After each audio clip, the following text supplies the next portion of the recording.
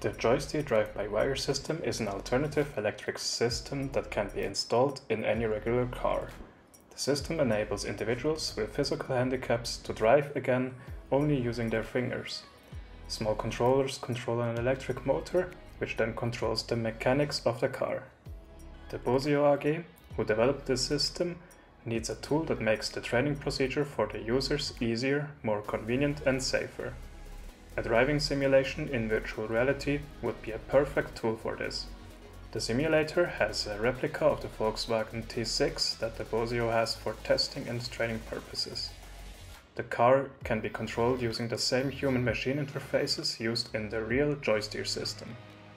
To make the driving feel realistic, the simulated car needs to behave the same way as the real counterpart. To make this possible, the car has been implemented with parameters that influence important aspects of the car, like acceleration, brake force, steering and more. Finding the correct values for these parameters is key for a realistic driving behavior. To find those values, a regression model, a supervised machine learning technique, is used. Input data, like how much the gas or brake pedals have been pressed, are collected and used in the simulator. The regression model then lets the scenario run with different values of the parameters and repeats this, searching for better and better parameters. This model worked well enough for finding good values to match the speeds of the simulated and the real car.